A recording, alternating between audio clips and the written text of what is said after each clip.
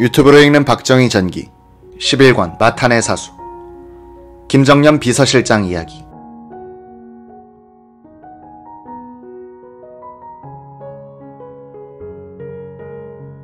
박 대통령을 가장 오래 모신 김정년 비서실장은 나 중앙정보부장 경호실장은 비서실의 사전 허가 없이 언제든지 대통령에게 보고할 수 있었으나 나의 재임 중에는 경호실장의 보고는 극히 드물었다. 법무장관과 검찰총장의 중요한 수사보고 및 보안사령관의 긴급보고도 당일 청취하는 것이 원칙이었다. 정보부장과 경호실장은 비서실장이 보고한 뒤에 하는 것이 불문율이었다. 정보부장, 보안사령관, 검찰총장이 보고할 때는 비서실에서 배석하지 않았다고 말했다. 유신 시절의 여당은 사실상 정보부에 종속돼 있었다. 박 대통령은 정당, 군대, 치안, 정보기관은 자신이 직접 관리하면서 경제는 김정년 비서실장에게 거의 전담시켰다. 1969년부터 1978년까지 9년 3개월간 김 실장은 사실상 경제 담당 부통령이었다. 그는 청와대 경제비서관들과 경제장관 및 금융기관과 경제연구소들을 총괄적으로 지휘했다. 전두환 정부 시절 김재익 경제수석 비서관이 전 대통령의 신임을 받아 경제정책 수립 집행에 큰 역할을 한 것은 잘 알려져 있다. 김정년 실장의 역할은 그보다 훨씬 컸고 오래였으며 범위가 넓었다. 다만 김 실장은 자신을 도승지라고 부르면서 철저하게 드러내지 않고 일했고 박 대통령이 죽은 이후에도 자랑하지 않았기 때문에 지금까지 그의 막강했던 역할이 제대로 알려지지 않고 있다. 김 실장은 특히 정부 고위직 인사에 대해서 대통령 다음으로 큰 영향력을 행사했다. 개각 때 박 대통령은 국방, 법무, 내무장관, 무임소 장관을 제외한 전 부처의 장관에 대해서는 김 실장에게 후보자를 복수로 건의할 것을 지시하곤 했다. 김 실장이 명단을 올리면 박 대통령은 이를 기초로 하여 총리와 상의에 들어갔다. 총리의 건의로 명단에 없는 사람이 임명되기도 했지만 거의 명단에 오른 사람들 중에서 임명됐다고 한다. 공화당과 유정회 의장에게는 사전 통보를 하는 정도였다. 박 대통령은 차관 인선은 대체로 장관에게 맡겼으나 국세청장, 관세청장, 철도청장, 항만청장을 직접 지명했다. 군 인사의 경우에는 장성급 이상에 한하여 국방장관이 각군 참모총장을 데리고 와서 박 대통령에게 보고해서 재가를 받았다. 이 자리엔 비서실장도 배석하지 않았다. 법무부와 검찰 고위 간부에 대한 인사도 법무부 장관이 검찰총장과 함께 대통령에게 보고하여 재가를 받았다. 김정년 실장은 한국은행 조사부 출신이었다. 금융계를 잘 아는 그는 자연히 은행권 인사에 절대적인 영향력을 행사했다. 그는 재무장관이 금융기관의 인사에 대해서 박 대통령에게 품신할 때는 꼭 한국은행 총재의 의견을 묻도록 부탁했다고 한다. 큰 금융사고나 부실기업이 발생했을 때 박 대통령은 최종 수습책으로서 후임자를 결정하는데 이때 김 실장의 의견을 반드시 물었다. 김 실장은 내가 잘 알고 있는 금융인은 한국은행에서 같이 근무한 선배나 동료들 뿐이었기 때문에 그들 중에서 천거했고 그대로 결정이 났다고 말했다. 외유 내강한 김정년 비서실장은 박 대통령에게 지시를 받을 때는 항상 부동 자세를 취했다고 한다. 아주 부드러운 인상을 가진 그는 공적인 일에 대해서는 차가울 정도로 냉정하고 엄격했다. 김 실장은 점심은 항상 청와대 식당에서 들었다. 박 대통령의 취향 때문에 청와대의 점심은 국수일 경우가 많았다. 그는 청와대 참모들을 군대식으로 지휘했다. 김 실장은 유신의 통치 철학을 청와대 비서실의 운영에서부터 실천했다.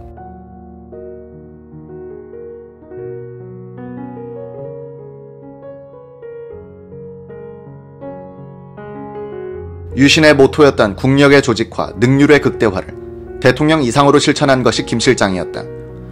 그는 금융인 출신 경제관료로 유명했지만 일제시대엔 일본군 장교 생활도 짧게 했다. 강경상업을 졸업한 그는 규슈의 오이다 고상에 들어갔다.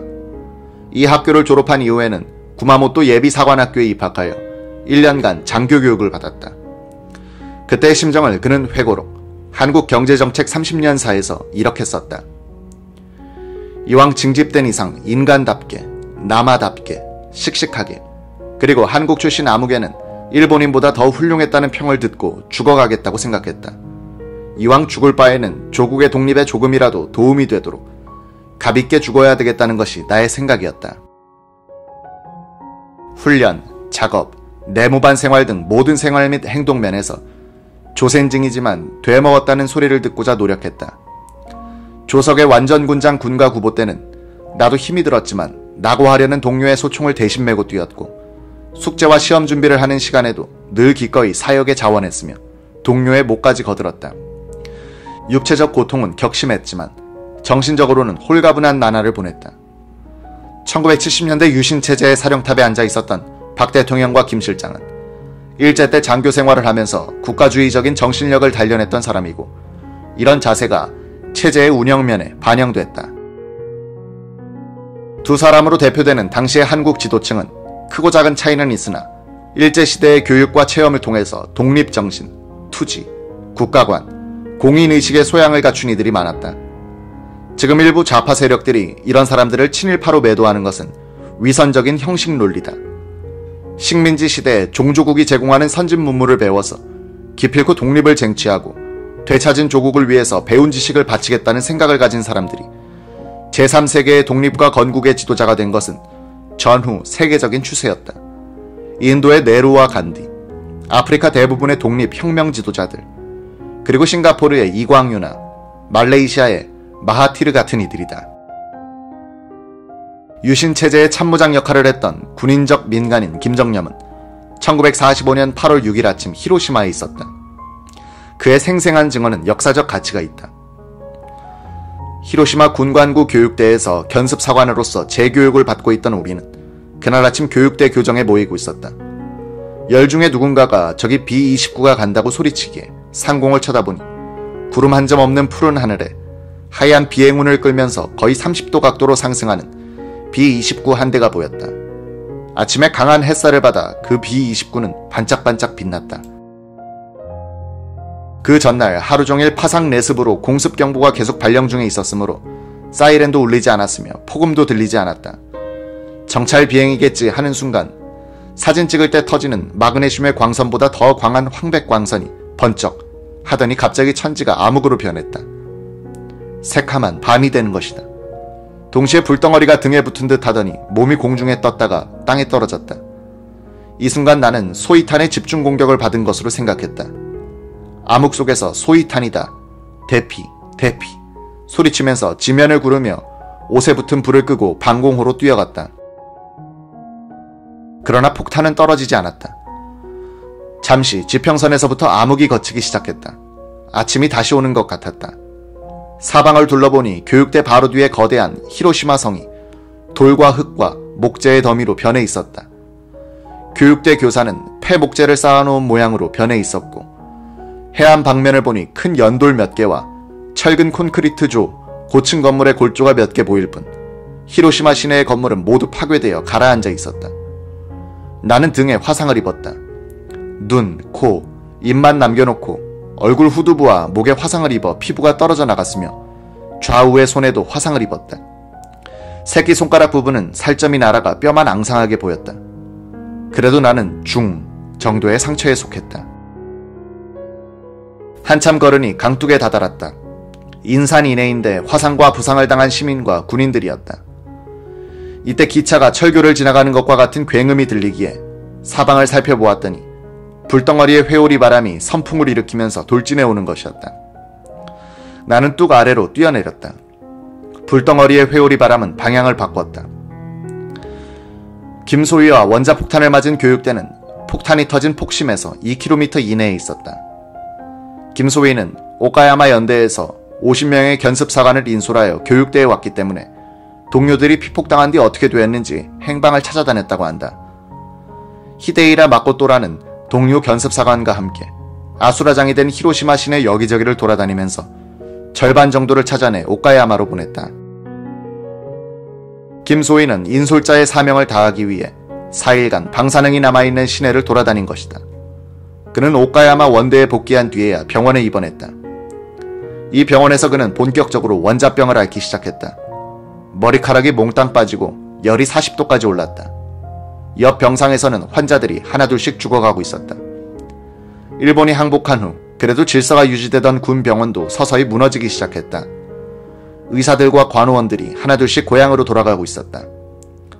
이때 원자폭탄이 투하될 때 함께 인솔자의 의무를 다했던 히데히라 사관이 아버지와 함께 김소희를 찾아와 자신의 고향에 함께 가자고 했다. 오카야마 산지에 있는 히데히라의 본가는 양계 농장이었다. 이 집에서 김정념 씨는 친구와 함께 치료와 간호를 받았다. 히데히라의 아버지는 의사를 데리고 와서 아들과 김소희를 최선을 다해서 치료해 주었다. 원자탄 피폭자에 대한 치료법이 알려지지도 않은 상황인데도 의사는 스스로 개발한 혈청주사 치료를 해줬는데 이것이 결과적으로 김소희를 살렸다고 한다. 10월에 김소희의 형이 찾아와 그를 데리고 귀국했다. 히데히라는 그 해를 넘기지 못하고 죽었다. 1954년 한국은행에 근무하던 김소희는 히로시마에 들른 길에 거기에 있던 미국의 원자폭탄 희생자 병원에서 진료를 받아봤다고 한다. 의사들은 김소희가 폭심 가장 가까운 곳에서 생존한 사람이란 측면에서 매우 흥미를 가지고 진료했다. 진료 결과 김소희는 아무 이상이 없는 것으로 밝혀졌다. 김 실장이 살아날 수 있었던 것은 원자폭탄이 떨어진 날 일본 장교와 함께 뒷수습을 했고 그것이 인연이 되어 그 일본인의 집에서 당시로서는 최선의 치료를 받았기 때문일 것이다. 이런 정신력을 가진 사람들이 박 대통령을 중심으로 뭉쳐서 1970년대 격동기에 중화학공업부와 자주 국방 건설 사업을 밀고 나갔다는 점을 놓치는 경우가 많다. 1970년대 한국의 지도층은 일제 식민지 시대와 6.25 전쟁기를 온몸으로 겪었던 40대, 50대였다. 이들로부터 단련된 당시의 20대, 30대도 대단한 투지와 생존력을 갖고 있었다. 식민지와 전쟁기를 통해서 국가의 소중함을 알게 된 한국인들은 북한의 남침 위협을 저지하는 뚝을 빨리 쌓지 않으면 먹힌다는 강박관념도 갖고 있었다. 박 대통령은 월남 패망 이후에는 3년에서 5년 이내에 주한미군이 철수할 것이라고 확신하고 그 전에 자주 국방력을 갖춰야 한다면서 핵무기와 미사일을 개발하고 방위산업을 건설하는 등 시간에 쫓기면서 일했다. 이런 분위기가 결과적으로는 유신 시대를 한국 역사상 가장 생산적인 전환기로 만들었던 것이다. 6.25 전쟁에서 살아남은 사람의 심리 특성에 대하여 미국의 저명한 동양학자 루시안 파이는 아시아의 권력과 정치에서 이렇게 쓴 적이 있다. 전쟁에서 살아남은 사람들은 처음에는 죽은 친척과 친지들 때문에 죄책감을 느낀다. 이런 죄의식을 극복하기 위하여 그들은 자신들이 특별한 존재이기 때문에 살아남을 수 있었다고 생각하려 한다. 이런 생각은 위험에 처해서도 나만은 무사할 것이라는 자신감으로 변하고 어떤 모험도 감수하려는 공격적 태도를 갖게 한다. 한국의 공무원들과 민간인들 모두는 항상 자신들은 예외적으로 운이 좋을 것이라고 생각하면서 위대한 과업을 수행하도록 운명 지어진 인간이라는 확신을 갖고 있다. 전쟁 체험은 그들에게 어려운 과업은 어떻게 조직적으로 대처하면 극복할 수 있는가 하는 방법을 가르쳐 주었다.